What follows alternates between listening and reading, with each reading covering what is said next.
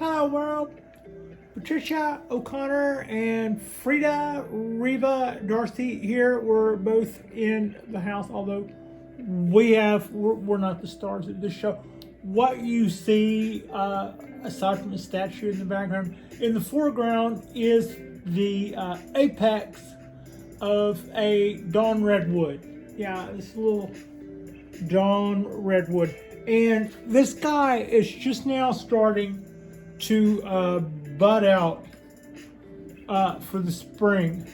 And every time it does, we get a lot of wind or something, and those little buds burn off real easy. They seems like the tree is slow in spring, whereas my cypress trees, once they decide to start pushing out every day, they push out more. It's like the Dawn Redwood is kind of like, I don't know, it's windy, I don't know. So it's kind of doing this little in-between thing. But while it's doing that, I have been noticing last year, I thought, well, at some point I probably need, before it goes and starts flushing stuff out, I probably need to do a little bit of wood carving on this. You know, I'm not really much on the power tools and doing a lot of, as a rule, to do a lot of wood splitting. I have done that. I have used my hand saws, and I do have a project coming up that may require some sort of automated cutter or drill or something coming up in a little while. But I haven't really, this tree I did some woodwork on. When I got this tree, this is the Dawn Redwood. When I got this tree, it had a full canopy all the way up. Right here, it was cut straight across, and it was cut straight across out here where my finger is, because it had absolutely no taper. It was like just, you know, as big around as a broomstick, cut flush here, all the way down. And so what I did was, I knew that it would probably be like that. I bought this tree from Brussels. It's what it's what we call your proverbial box tree. And so I gave it some taper then, and I had a crazy idea. It's one of my first trees, and I just went medieval on this thing. I went pretty wild with it, and I robbed it of a lot of its energy. I made a lot of mistakes that you're not supposed to make. And the good thing I would say about that is the tree forgave me and lived, but we did have problems after that. We got powdery mildew. We had a 90-degree day, just totally wilted it. And at one point, it decided between my constantly cutting it back like a noob, and then the powdery mildew, and then the 90-degree day causing everything to wilt, that it would just pack it in about midsummer, and I didn't see another leaf or bud until the following spring. So we're coming back from all of that mess. But before it starts putting out stuff, and it just is starting to, I did see a little bit of woodwork that I thought I wanted to correct, while it's not going to interfere with new branches, because there's not a lot. What I do have going on here is, let's see, I have a lot of branches on here that are really thick, and I'm going to be waiting for sprouts to come out of them that will allow me to prune stuff. I'm going to see if I can tip down and show you that. You know what? I'll do it this way. I'm just going to pull out the camera and do that. So you can see I've got a lot of really thick branches here, and this thing on top, I'll cut that, and at some point up the side branches, this is kind of an L shape. So what I'm getting at is a lot of this old stuff is super thick. So I cut it off. I cut it off short, but because I didn't want to cut off everything, I wanted every branch that was still green and would support life to pull out something. At some point I can wire that going that way and coming this way, maybe cut a little off the bottom, or if I get a branch or a new shoot up in here, then I can cut this huge thick thing off. Same over here, I've got a couple of branches coming out of the bottom, one over here on the side, one over here on the side. So with a little bit of wire, I can finesse that. That's not too big, that is. maybe wire that in a direction and then do a trim here. But whereas I think I can use that, this is coming out, this is coming out, this is coming out, that died back, and I've got some stuff on the top that's going. I also have a little bit of a reverse taper right in here. And that's kind of what I want to fix, if I can do that and get away with that, which I think we just did. So get that little tip up. So now with that, you kind of see we're 5 minutes in, and you kind of know what I got on my mind. What's not totally in frame is the little stick pointed straight up that could have been an apex at one point.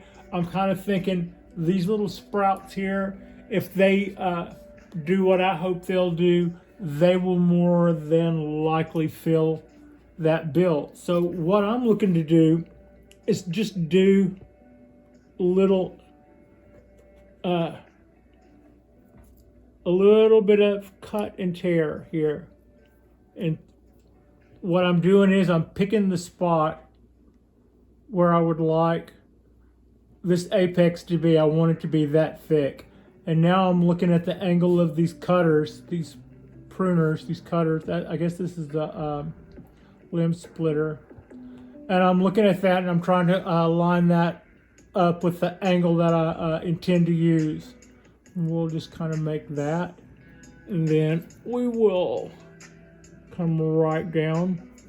And I'm reaching way into frame here. These tools are pretty sharp, but I'm not going from my optimal position. I'm trying to stay out of camera while I do this. That's a pretty big, huge hunk you just took out of that, Pat. All right, let's go over some and start working that. Oh.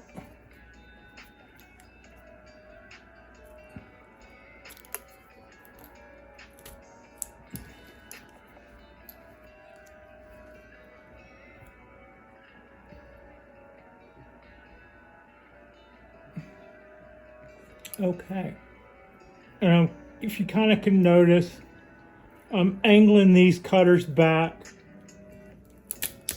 every time I do it, and by back I mean this way.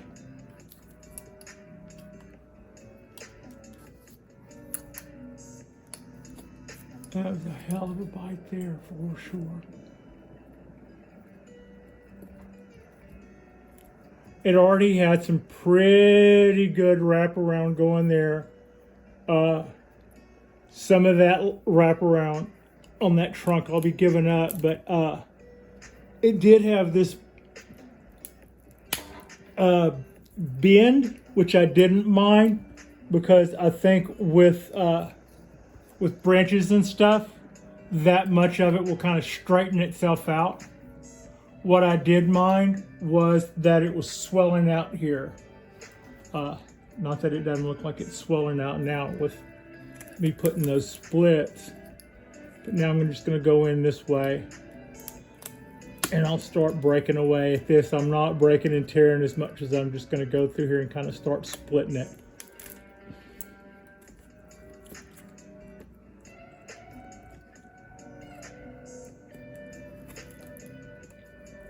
I'll just kind of take down this whole part here where it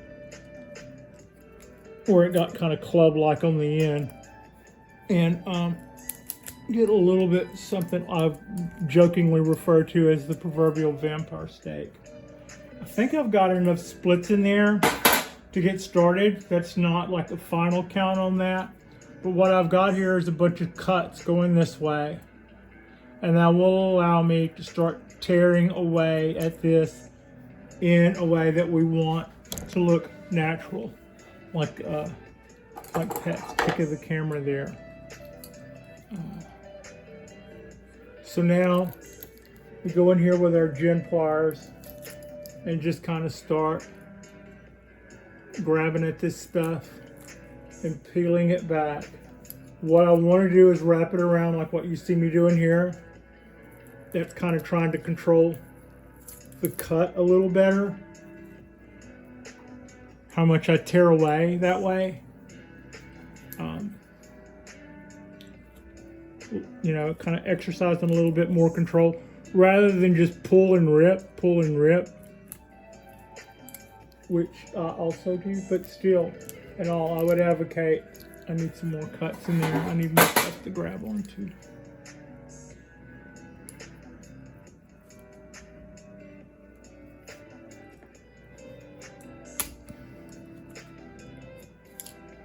So, Dawn Redwood. Yeah, it looks quite a bit like my bald cypress.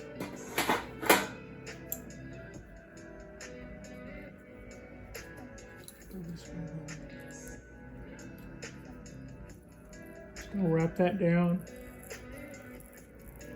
I don't want to go all the way down the tree with it, but if it goes down as far as the other one did, which it did, that was fine. Yes, that's what we were actually trying to do.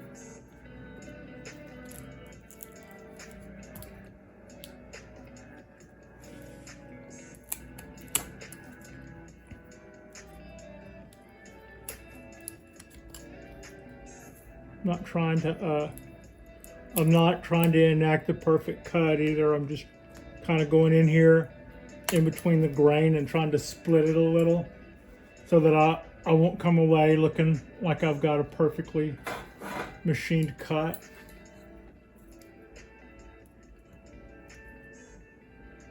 Grab it up in here.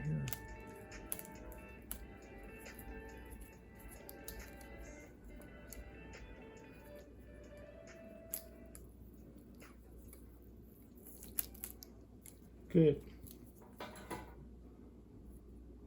I don't want to do some tear 3/4 of the way down the tree, and so far by kind of wrapping it around like that, I'm able to I think exercise a little bit more control over how this stuff out of how this you're like making a piece of veneer almost, right?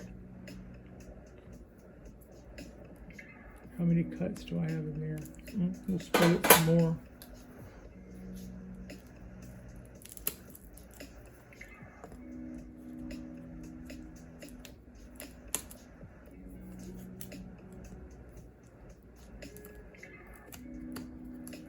I already feel like we're getting there.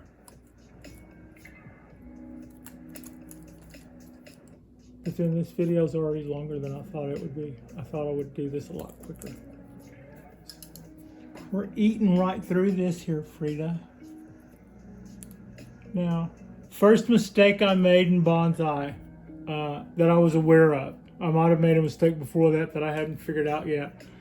But my first mistake in bonsai was I took a knife and I did a wrap around there to kill off this top without thinking about that perfectly straight line. I just cut right there. I did that 3 years ago, and I looked back at that and I went, look what you just did there, Patricia. You're gonna have to live with that until you find something, until you learn a way to deal with that.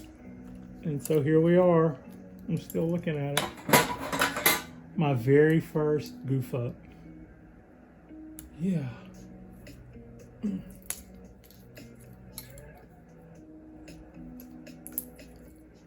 Which was followed by a lot more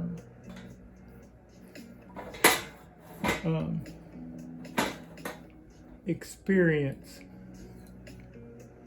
Catching your mistake the moment you repeat it.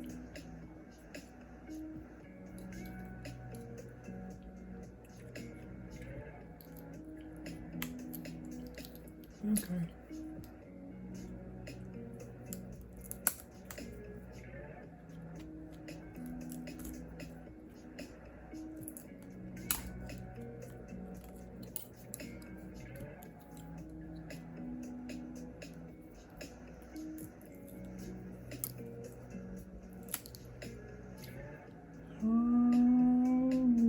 Alrighty then, where are we?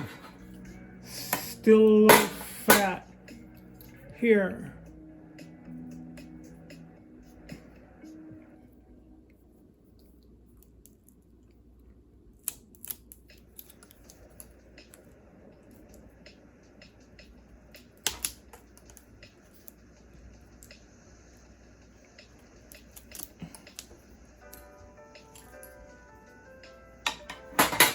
Then she tears the top off, the very last thing.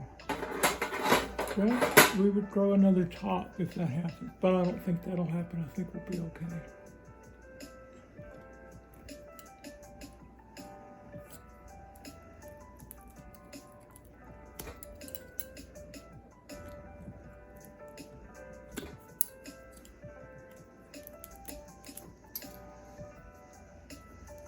I need a little more to grab onto.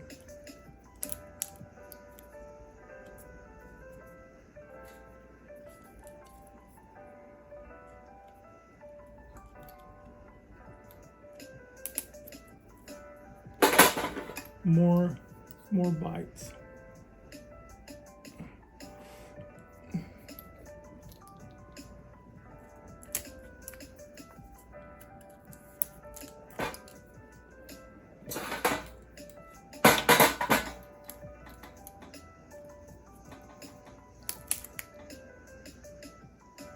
So I would like to get a few more redwoods this summer.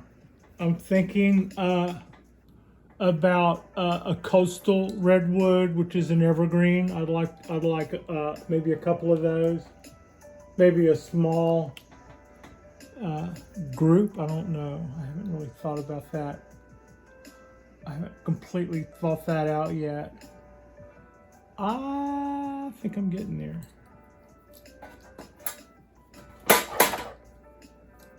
Breaking out the hybrid cutters.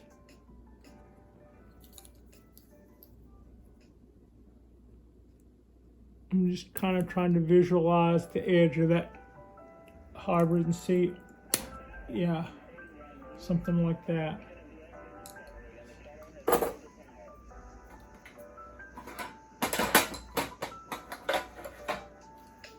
Yeah.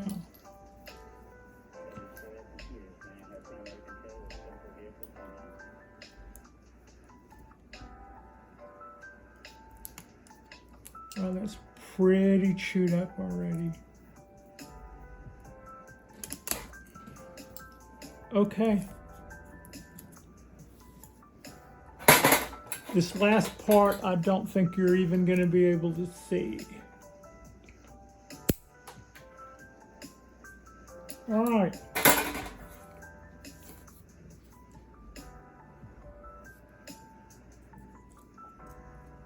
It's not quite the last part. We're almost there. We're getting there. We are quickly about to wrap this up. Either that or I'm going to drop one of these cutters on my foot and then we'll have to take a medical break, but maybe not.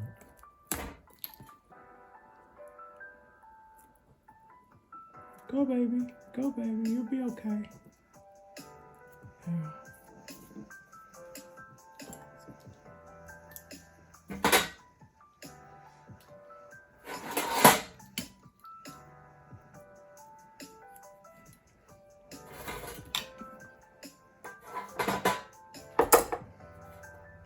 You have been a perfect little angel there, Frida.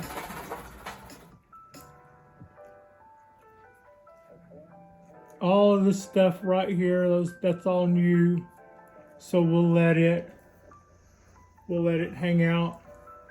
I'm gonna grab this bark bites. Poorly cut straight line. See if I can grab enough of it to get a curl. Make a piece of that go away. We did. We made a tiny piece of it go away. Can we make any more of that go away? No, there's not any more of that raised. You're going to be looking at that for a minute. What can I do here? I can do something with that. That's the core. You can get rid of that. So, I haven't been doing that much woodwork. I cut the wedges. I cut a huge wedge out of my largest cypress tree. I cut this down into some taper originally, and then I had an idea that I thought this would make a cool cathedral. A couple of years later, like last year, which would have been the second year I had this tree, I was looking at it as a cathedral, and I realized the flaw with that plan was, without my realizing how to do it, all of these other branches would have gotten huge because they were all going to support other tops. So it was about that time that I thought, if I had it all to do again, this tree ramified so quickly that I would probably try to play it straight this time around and just make a beautiful formal upright out of it. And it was about that time that we began to have problems with heat and powdery mildew and a few other little dieback issues that sort of had us on the ropes. You know what? I'm totally okay with what we just did here. I know that's a little flimsy. It was a little blocky before though. And that's just kind of, if the top of the tree would have torn off, this would have, that would have been our jagged little edge. And it's got plenty, I don't know how well that reads, but there's a lot of new growth sprouting on three sides of that. And we avoided all of that stuff like the proverbial plague. All right, this tree has a lot of promise. I look forward to watching it flush back out, and I look forward to trying to make it look like it has branches and ramification and all that stuff once we get it back to where those branches come out. But you can see the work we've done before. We're looking at that base. We're looking at all of this stuff here as excellent rollover. I didn't cannibalize all of it. I did get into this edge a little. When I say this edge, I'm at this edge up here. But now panning back up. I think once you see it all, you can kind of see that I was really enjoying the lines of this tree. And it still got a little club-like up here. And with the dieback that we had in the regrowth, that was starting to get a little thick. Also, last summer with the heat going on and not a lot of growth and not a lot of coverage, this kind of warped and did a little banana. I don't so much mind that. I think once the tree has foliage again, that will be where our balance comes from. And I think that looks natural, and I don't think it looks so bent as to be totally, it's nothing that I can't straighten out with, with the balance of the tree will be set not by that slight hoop, but by what's coming out up here. All right, that's about all I'm going to do to that. That's our Dawn Redwood. That's a little bit of work. We didn't have a lot to do, but we didn't have a lot to work with. But this tree has so much promise, and I'm really looking forward to it doing good things. But it hadn't had its chance. It hadn't had its chance to shine in a while. So yeah, this tree gets a lot of the same treatment that my bald cypress does, and it's a cool little tree for sure. The Dawn Redwoods were almost extinct. They are some of our original species. I've said this story enough that you're probably tired of hearing it, but I like it. It's a living fossil. They thought they were extinct from just seeing all the impressions of fronds in coal deposits whenever they would excavate coal and stuff. So whenever after World War II, when someone found a grove of these growing in China, it was an amazing thing. And from that one surviving grove, whatever it was that had caused their demise all over the planet, that one grove had managed to endure. And from that one grove in China, where some monks were doing, guess what they were doing? They were making bonsai trees out of these guys. And I think there was even an article going into National Geographic where they went back to the monastery, or the monks, where they went back to the Buddhist temples or whatever it was. and found these guys and talked. And it wasn't a talk about bonsai trees or monks. It was a talk about Dawn Redwoods being discovered, and that was right around World War II, just after. So if it wasn't for that discovery, and if it wasn't for that little, those could have just as easily been harvested by a local lumber person, and then we would never, we'd have never known. So now they're back all over the world, and they're a good species for bonsai. They make really beautiful little bonsai trees. They are also evergreens, which is the reason why this one is in a ceramic pot and not in an unglazed pot, because it does shed all of its stuff in the winter. And yeah. All right. Thank you so much for watching. Like and subscribe if you guys haven't already. Our next drop will probably be about midweek. We might do some more pine work. We might do some more cypress work. There's no telling. And other than that, thank you so much for watching.